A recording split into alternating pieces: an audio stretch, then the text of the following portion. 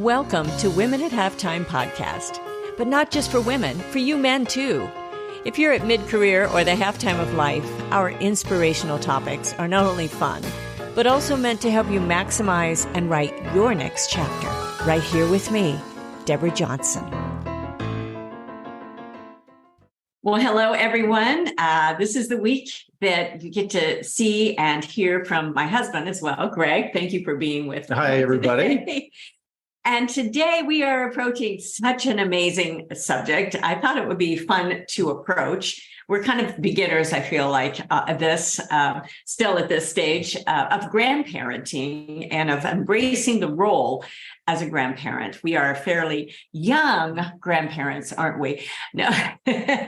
But to remind you all, I have a lot of product. You can see some of those behind me if you're watching video for our books, Stop Circling, The Summit, Women at Halftime. Also, Hero Mountain Summit.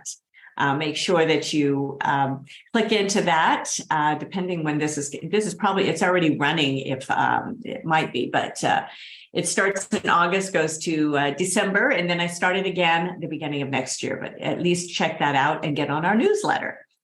goalsforyourlife.com/newsletter.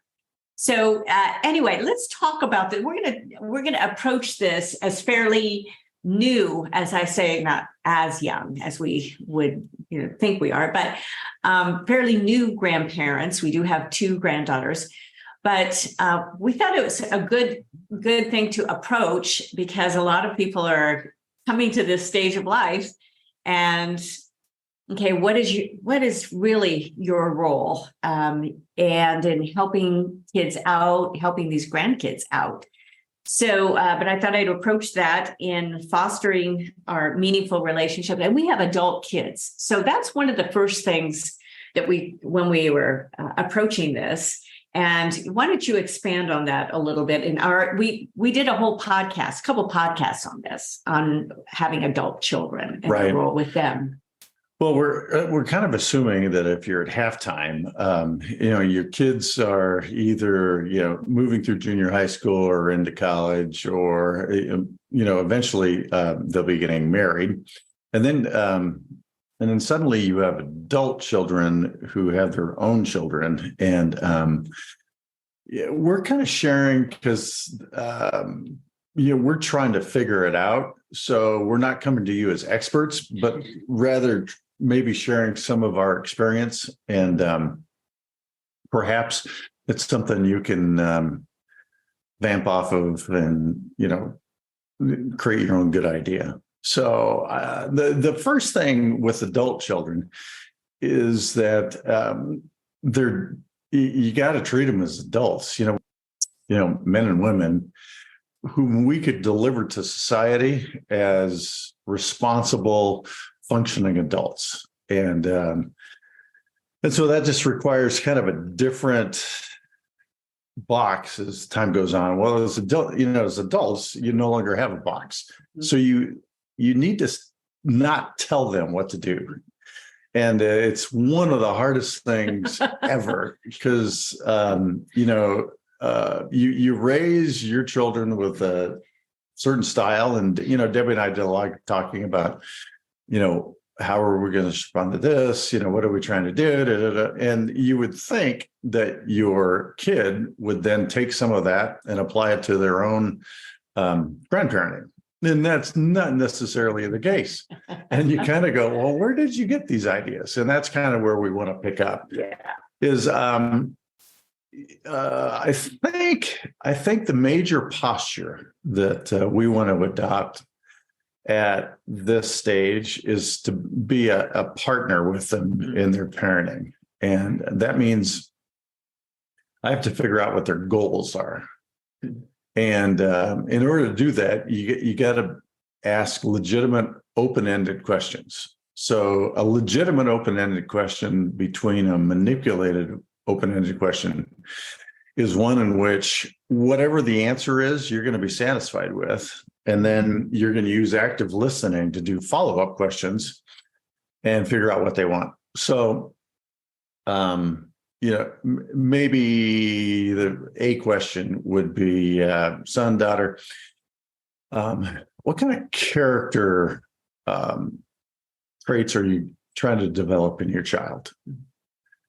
And literally just listen. If you ask that question hoping for a right answer or a wrong answer, and then they give you the wrong answer, you're going to be in a position where you have to debate them. And this is legitimate, it's got to be open-ended. And so, they answer with, well, we want somebody who's honest and hardworking and, delightful answers like that. The next follow-up question is super important. And that is, why are those important characteristics to you? Why does that matter?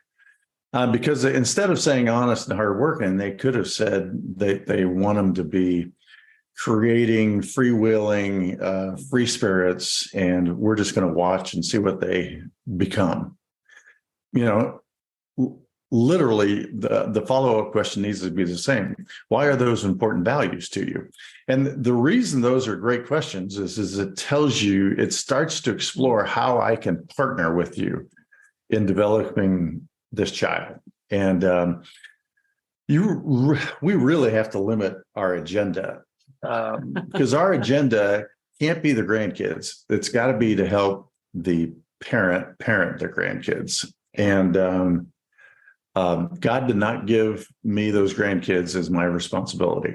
Yeah, I mean, it's some people have to take on raising, but at this stage of life, it takes a lot of energy. Sure does.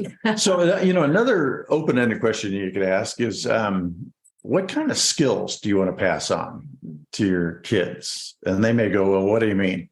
Well, I mean, is learning to drive a boat, an important skill, is being able to defend themselves verbally in school.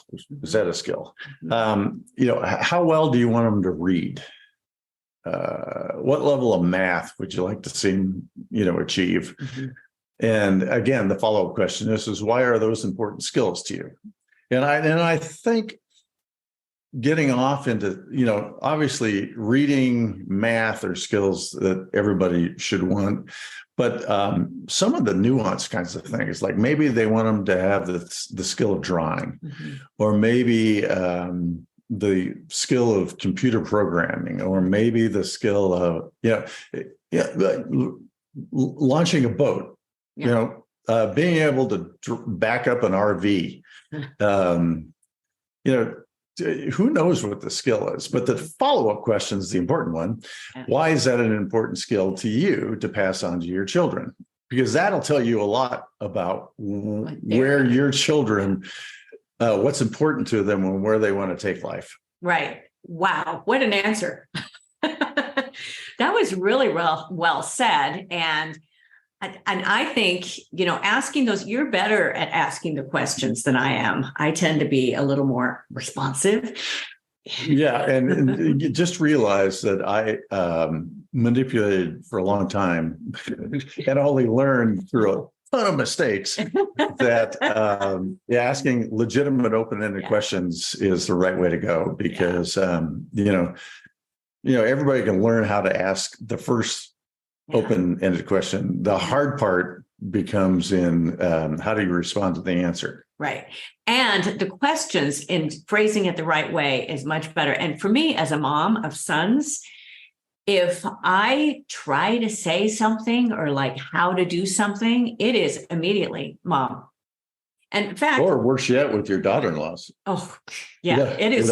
It doesn't go over. You just got to remember they're adults. Yes. They want to be treated like adults. Yeah. And we as grandparents and the parents of adult children really have to work on our mindsets. Right. Big time. I mean, that is, for us, that is a lifelong learning right now that continues to be a learning process for us. And I remember, I just have these visions of my dad just nodding his head. And I'm wondering, what sort of things was he thinking about exactly. those years? Right. Oh my gosh. But it really does, if I come out with something, and our sons have told me before, Mom, I'm an adult. They have told me, so I just back off, so and they will remind me, but I'm really careful with those grandchildren because they are raising them. We aren't. We are the support team, but we do have some boundaries in our home. And, I always remind them, okay, no whining, no whining. So it is okay to have some boundaries in your home. Yes. Because it's okay for you to be distinct from their parents. Right. And it just gives them another option as they're adults to go, well, do I want my house to be like my grandparents or like the one I was raised in? Or, some blend of both. I think if you maintain boundaries in a loving way and create a different experience, it gives them something to look forward to. And as much as we want to coddle kids, they're pretty quick to figure out what the boundaries are. Really fast. It doesn't bother them at all that, things aren't totally consistent.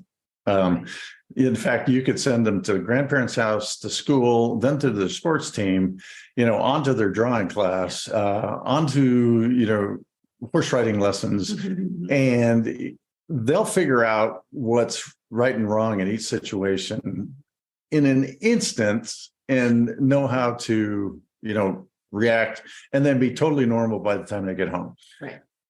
We did the same thing when we were kids. Yeah. Humans are extremely adept at figuring things out. Right. And so. But you and I'd probably agree the more positive experiences, the better. They're better. And every time, I want to communicate to our kids, we love being around the grandkids. And we only have 2 and we feel like we're very new at this.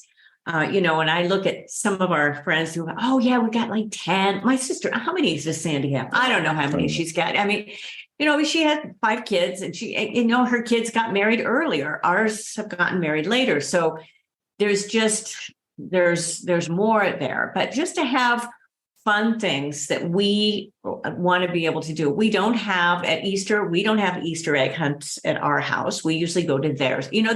And we've got remote kids now too. So figuring that out when they start having kids will be a little bit different. So, but in our home, we have, some fun things. Like I have an art table. So they know there's always color books there. There's always some little project. And I keep it right in the middle of the living room. Some people don't have space for that. But I thought, I don't need to have everything so neat and clean that there's not, this space. They know right where to go. Underneath the table, there's boxes of Lincoln logs. And part of those Lincoln logs were one of our sons. So that's kind of a fun little history. So, but this is sort of to give them these opportunities to, be able to be creative and do different things with when they're here. They know that's there for them and they don't have to worry about making messes and the whole thing. Right. So yeah. It's their experience at their grandparents. Right. So. Well, let's talk about a little bit of the history of our families and how we want to tell some of those stories. Oh yeah. So we just kind of came up with this one, but because our parents have passed away, we're now the keepers of family history. Yeah. And, Debbie's family history starts in Georgia and Mississippi. My family history starts in Oklahoma. Much of it happened in the 1930s. Debbie and I kind of grew up in the 60s and 70s and have a unique point of view on what those periods of time were like. And I think telling family history to your grandkids, one, it's a history that only you can tell because your kids weren't around. And 2, it helps them figure out that they're a part of a longer legacy. So that history goes back farther than 10 years ago. And they can live history through you. It's literally a tool only you can apply. And we're looking forward to getting better at that and doing that. But, being able to tell, the story about how our parents migrated out here during the Depression and, the troubles they had to go through and, what money was like and what growing up in a new neighborhood was like. And, all those things. And depending on how hard I want to work at it, going back and giving a broader description of what the 30s and the 40s were like, especially the 40s in Southern California, because Southern California in the 40s was still pretty rural. Downtown Los Angeles had been developed, but if you moved 20 minutes east, it was dairy farms and citrus farms. Nothing much happened until after World War II. So anyway, you can tell your family history and the history of where you're living, both at the same time. Yeah, like my dad built their first little home out of scrap wood. I mean, they didn't have money. It was very much. Yeah. So in telling those stories, you can get the chance to impart some values too. Yes. Yeah. So that's really fun. And then I was just the other day telling the story when we were talking about, gifts, and we try to make a big deal about, a couple holidays, especially like Christmas, getting together and all of that. And I was telling the story about my mom decided one year with all the grandkids to write symbols on all of because, a lot of us were very curious about these presents. So she would write symbols on all of the gifts.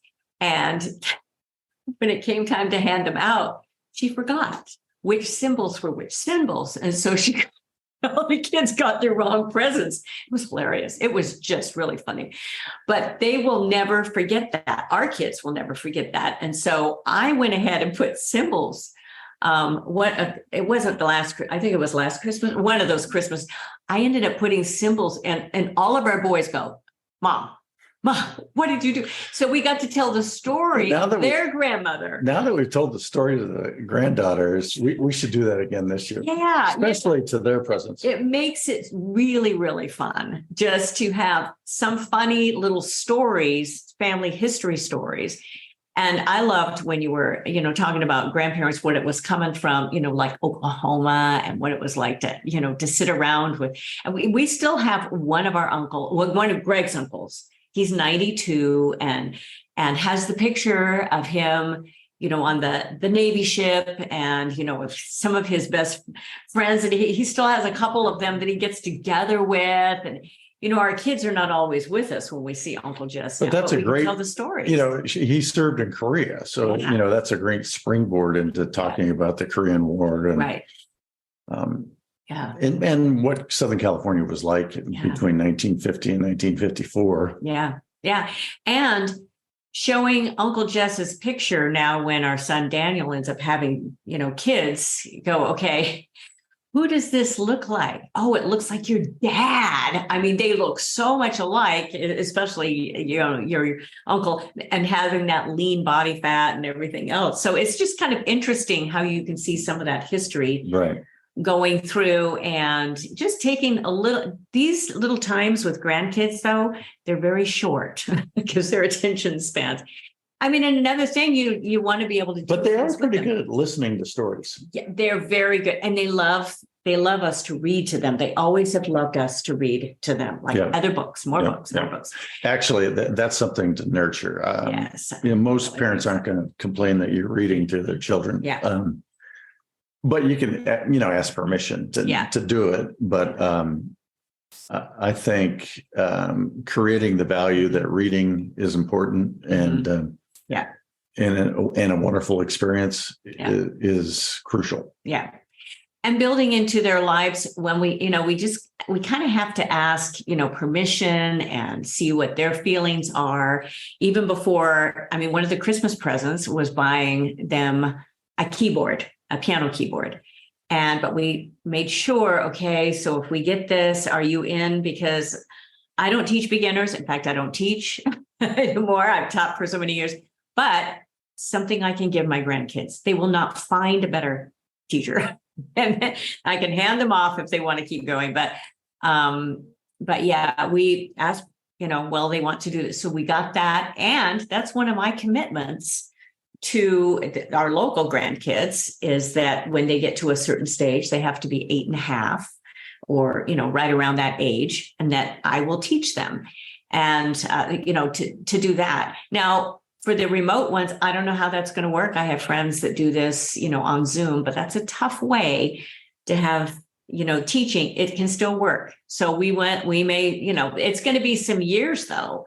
See, we will be at a certain stage. Maybe we'll have to find one of their local teachers and make sure we can provide for that. But yeah, what can you give to them, but making sure that it's within the guidelines of what the parents want as well. Which is, going back to, how can you partner with them?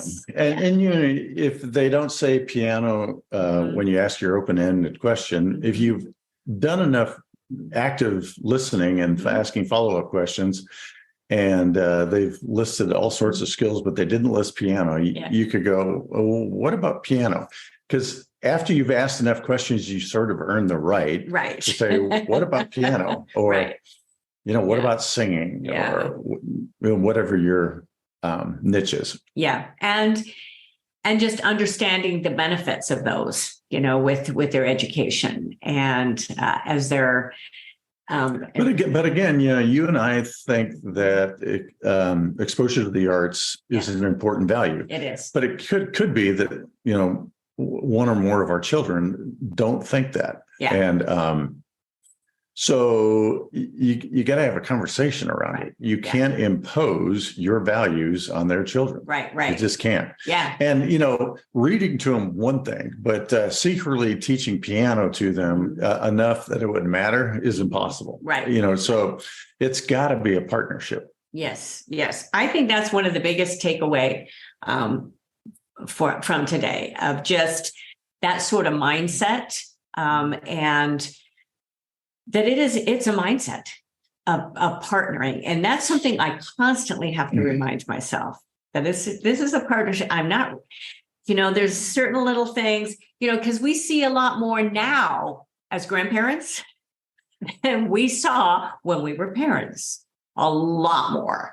And I think that's why my dad was just always kind of nodding his head. He was like, okay, I know where this is going. Right. So, anyway, this is, again, we'll be doing some more podcasts in the years to come on grandparenting as we grow in our own grandparenting style and finding there are certain things that we are learning as we go along to hopefully help our listeners learn. But partnering with your kids, they're adult kids, but you want to still be a part of their journey and a part of support for them.